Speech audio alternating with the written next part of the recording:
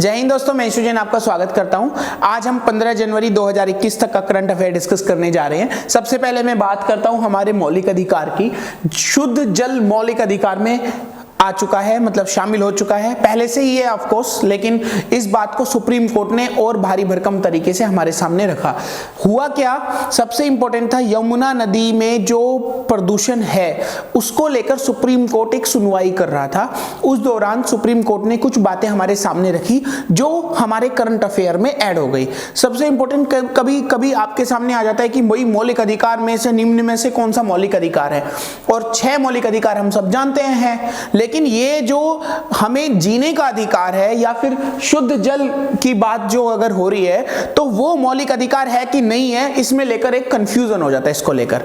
तो अगर आपको उन 6 मौलिक अधिकार के में से कोई एक ऑप्शन में दे दे तो आप उनमें से आंख बंद करके टिक लगा देना, और अगर उन 6 मौलिक अधिकार में से कोई भी ना हो तो उसके अलावा शुद्ध जल की अगर बात हो रही है तो ये भी हमारा मौलिक अधिकार है, लेकिन ये इनडायरेक्ट है। कैसे है?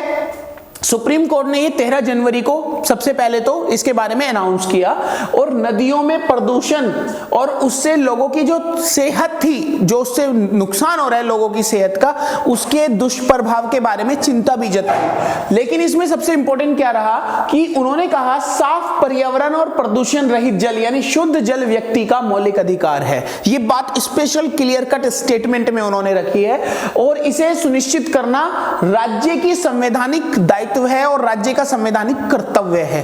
तो इस तरह से मौलिक अधिकार के बारे में सुप्रीम कोर्ट बोल रहा था, लोगों के स्वास्थ्य और पर्यावरण के बारे में सुप्रीम कोर्ट बोल रहा था। तो इसी के साथ उन्होंने यहां पर शुद्ध जल की बात रखी हमारे सामने। तो साफ जल, शुद्ध जल की बात यहां पर हो रही है। दूसरी बात यहां पर क्या हुई कि जो हमारा जीने का अधिकार है, जिसके अंतर्गत ये सारे अधिकार आ रहे हैं, वो संविधान के अनुच्छेद 21 में है। तो अनुच्छेद 21 क्या बताता है? हमें जीवन का अधिकार देता है।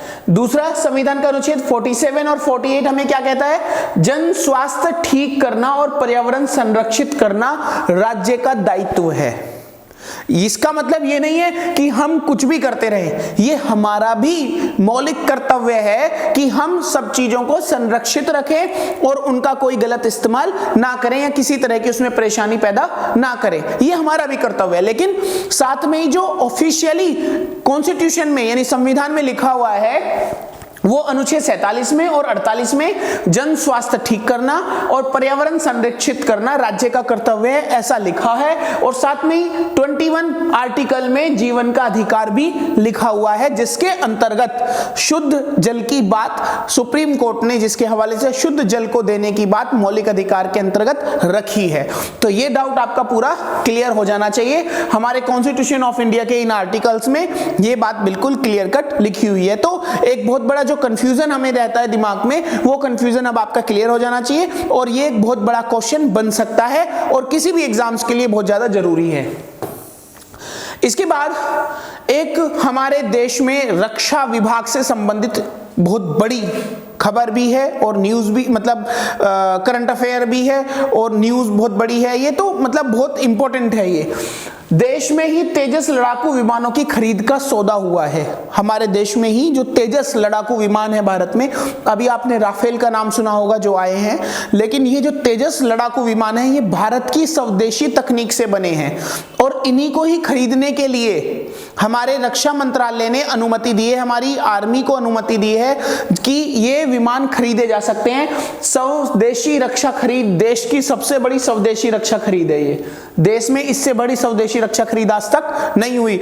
आत्मनिर्भर भारत की ओर बढ़ता हुआ एक और नया कदम है। ये करीब 48,000 करोड़ रुपए की लागत आई है इसमें, जो ये खरीद हो रही है। इसमें लगभग 73 लड़ाकू विमान तेजस हैं और 10 ट्रेनर विमान इसमें खरीदे जाएंगे, और इसको हिंदुस्तान एरोनॉटिक्स लिमिटेड द्वारा निर्मित किया गया है। 4+ श्रेणी के विमान है ये। इन विमानों की बहुत बड़ी खास बात क्या है? तेजस विमान की आप फोटो देख रहे हो, इसकी बहुत खास बात क्या है?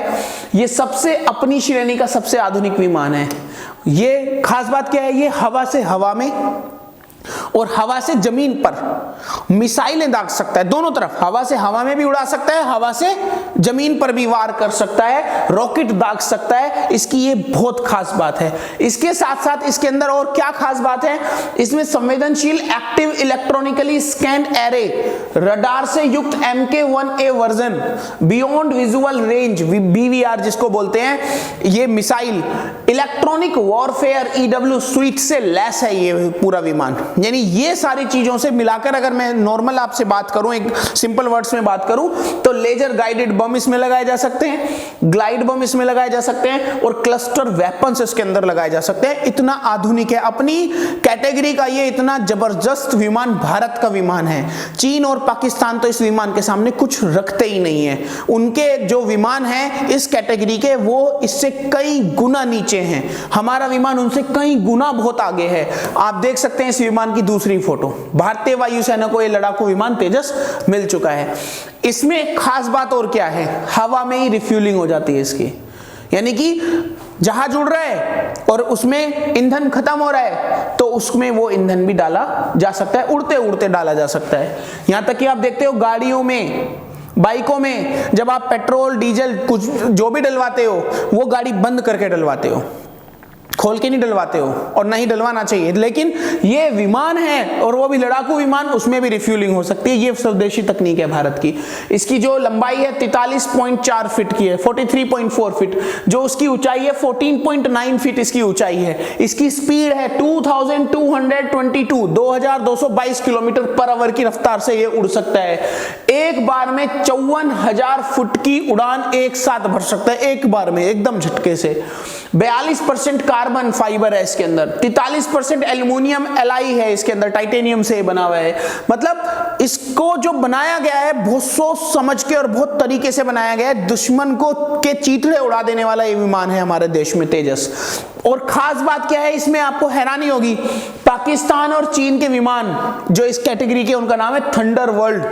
इस थंडर वर्ल्ड विमान को इसने पानी पिला दिया, तेजस विमान ने, हमारे तेजस विमान ने थंडर वर्ल्ड विमान को पानी पिला दिया। क्योंकि एक एयर शो हुआ था, जो एयर शो हुआ उसमें चीन और पाकिस्तान ने अपने विमानों को वापस बुला लिया। इस एयर शो से, एक एयर शो था जिसमें सारे विमान जाने थे, लेकिन उसमें जब उनको पता चला कि तेजस जा रहा है, इन्होंने अपने थंडर वर्ल्ड को वापस बुला लिया कि बोला हम नहीं भेज रहे अपने विमान को। तो ये इतना बड़ा मतलब अचीवमेंट है भारत के लिए। और सबसे बड़ी बात ये है कि ये विमान अब भारतीय सेना में और मजबूती से आ रहा है। अब उसके अलावा नया क्वेश्चन आता है, भारतीय सेना के मेजर अनूप मिश्रा, नाम याद रखना, अनूप मिश्रा, इन्होंने दुनिया की पहली यूनिवर्सल बुलेट प्रूफ जैकेट विकसित की है। बुलेट प्रूफ जैकेट पहले भी आ चुकी है, लेकिन यूनिवर्सल बुलेट प्रूफ जैकेट इन्होंने विकसित की है। यानी एक ऐसी जैकेट जिसको महिला भी और पुरुष भी कोई भी पहन सकता है, उसमें कोई अलग अलग जैकेट नहीं है, एक ही जैकेट दोनों के लिए, फ्लेक्सिबल है, काम में आएगी दोनों के लिए, यानी कि पुरुष महिला कोई भी। और इस जैकेट का नाम क्या रखा है, शक्ति, इसको भी याद रखना। जिसने बनाया है उनका नाम है मेजर अनूप मिश्रा। जैकेट का नाम है universal bullet proof jacket. Jacket की जो एक्चुअल नेम रखा है उन्होंने शक्ति नाम रखा है। और इसमें खास बात क्या है, यह फ्लेक्सिबल बॉडी आर्मर भी है, मतलब इसके अंदर आर्मर्स भी रखे जा सकते हैं, वेपन्स भी रखे जा सकते हैं। तो ये अपने आप में बहुत आधुनिक जैकेट है, जो बाकी जैकेटों से, जो विदेशी जैकेट आती है उनसे सस्ती भी है, उनसे हल्की भी है और उनसे मजबूत भी है। तो इस तरह से जो है ये अनूप मिश्रा हैं, जो ये जैकेट है वो आप जैकेट देख रहे हो, अनूप मिश्रा हैं जिन्होंने, मेजर जनरल अनूप, इन्होंने ये जैकेट का निर्माण किया है। तो इस तरह से दोस्तों आप देख सकते हो आज का करंट अफेयर, ये इंपॉर्टेंट जितनी भी बातें थी वो मैंने आपसे डिस्कस की हैं।